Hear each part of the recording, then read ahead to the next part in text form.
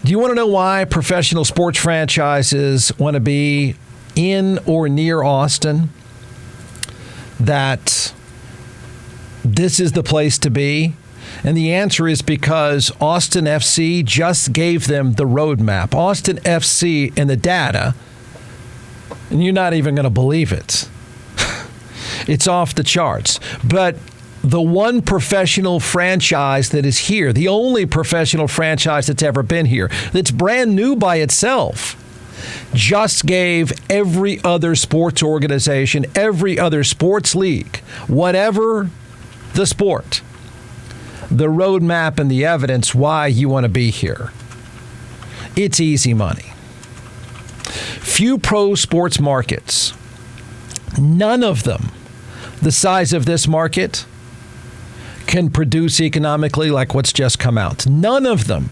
Certainly those in this size of a market buy stuff like we do because few markets, and certainly few markets the size of this one, have the economic base to pay high dollar for stuff. The reason why the economic numbers are off the charts, and I'm betting you the reason why you're going to see professional sports teams in other sports other than soccer scramble like crazy is they're going to look at this data and say, my gosh, those people can spend a lot of money. They do spend a lot of money. It doesn't matter how much you charge for the drinks, the skyboxes, and the shirts. They'll buy it. It's true. I mean, it's really true. The San Antonio Spurs could increase their value, and I would argue make themselves, here's something that's going to, look, there's no denying it's been a great franchise. There's no denying the people there support them. I'm not dismissing any of that stuff. They had a great run. But I'm just talking about dollars and what matters to owners. The San Antonio Spurs could increase their value dramatically by moving 60 miles, 65 miles, whatever it is. I'll argue they'd make themselves even more attractive to free agents if they made the move to Austin. There'd be more money, a lot more. And the evidence says it.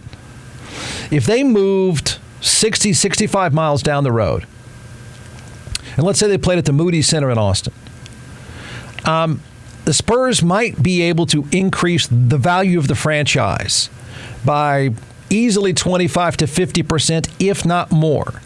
And you're going to say, oh my gosh, Jeff, that's a little outrageous. How do you know that? Because Austin FC just did it. It just became one of the most valuable franchises. And you know why? Because we buy stuff. Nobody buys it like we do. So think about this.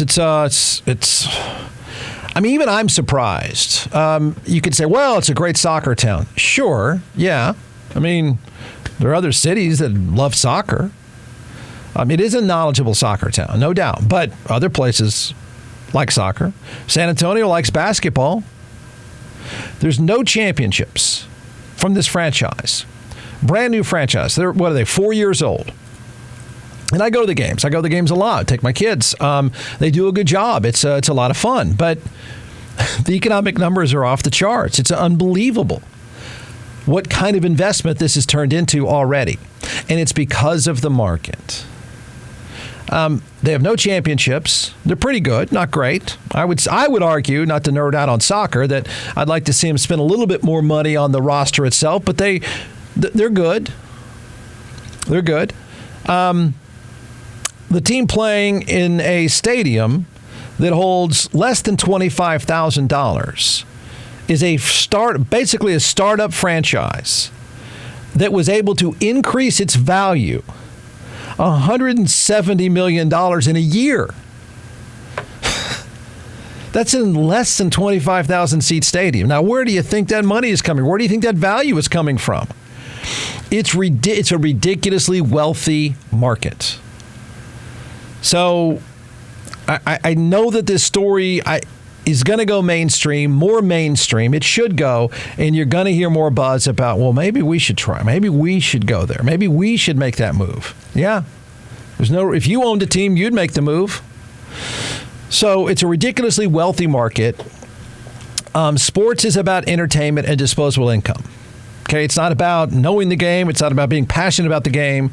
It's about all that other stuff.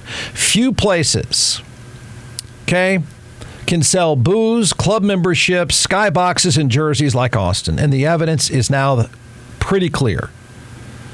Don't think for a second the Spurs, the Kansas City Royals, any other mid-size market team looking for a better spot wouldn't hear or read what I'm about to say and go, oh my gosh, we got to get there. Look what those guys did, and they play in front of about 22,000 people. You know what's funny about this story is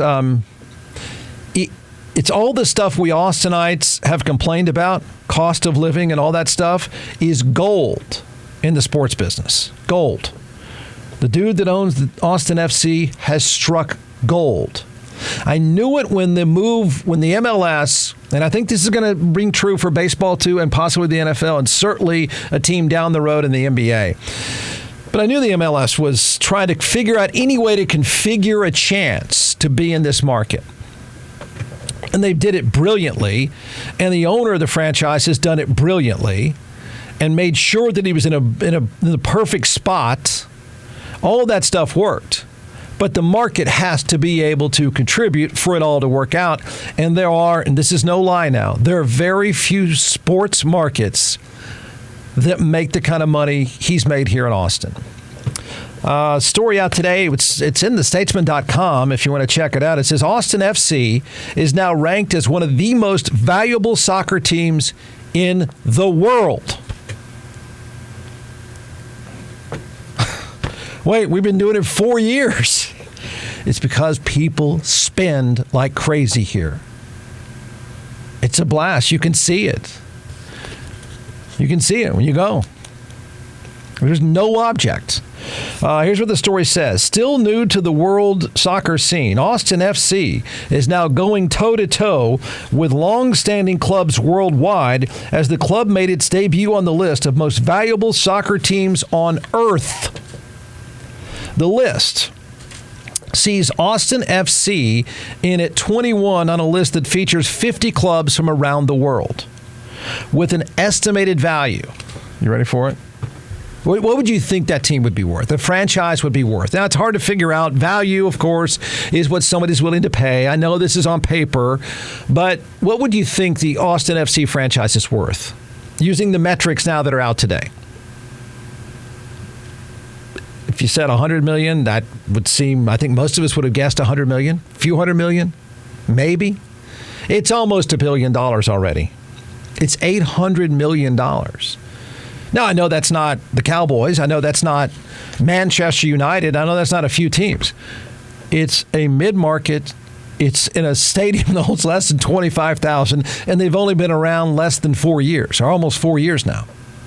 And it's worth $800 million. The value went up almost $200 million already.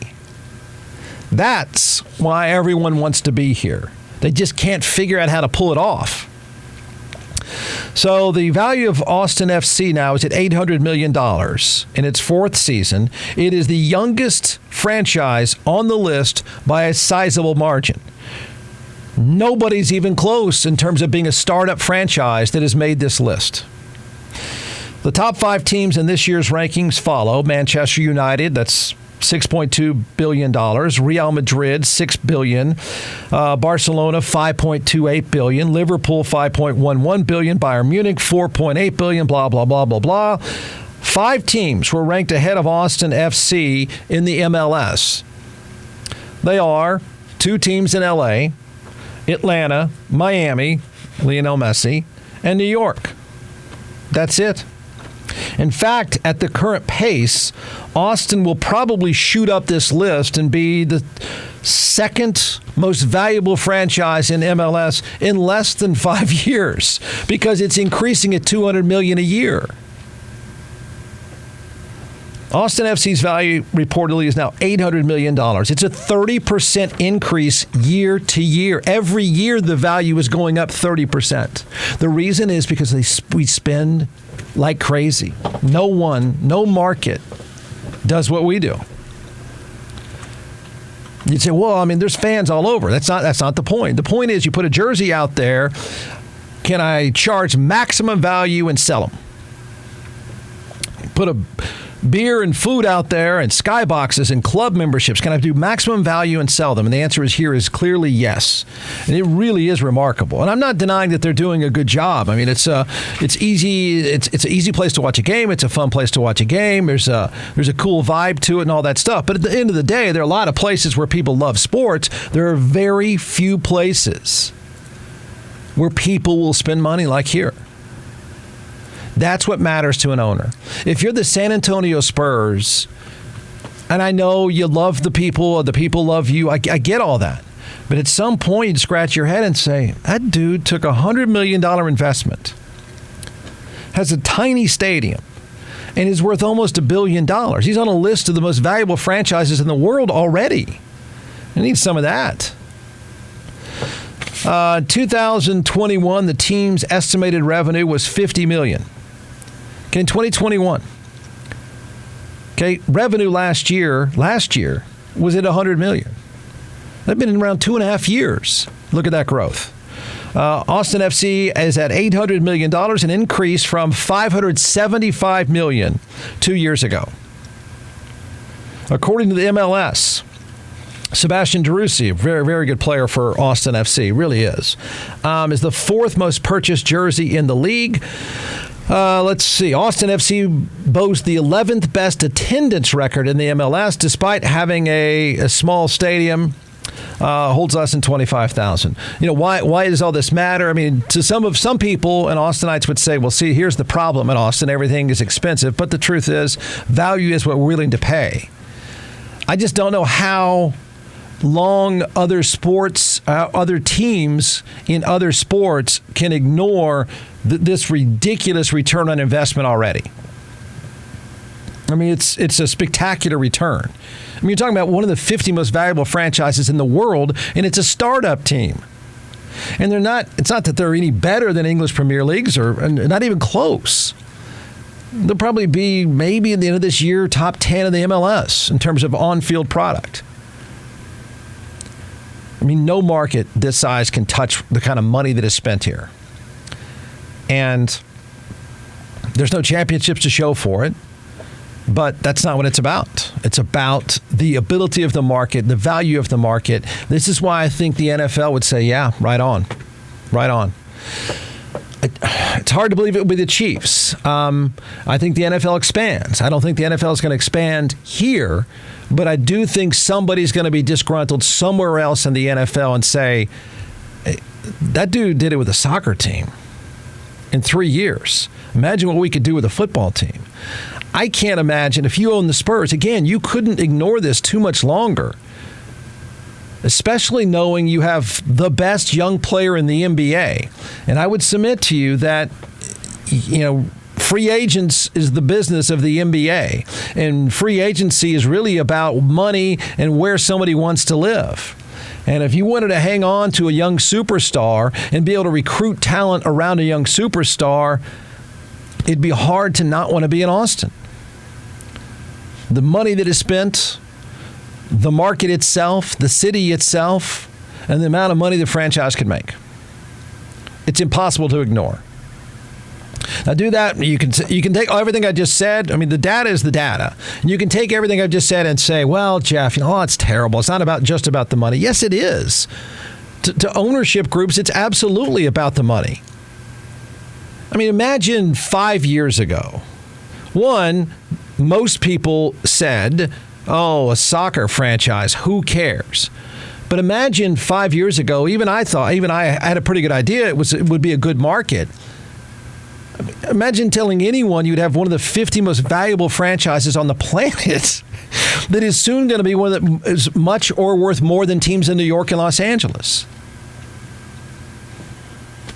All you got to do is go. You'll see it. And you'll see people at any stadium buying stuff. Not at these prices.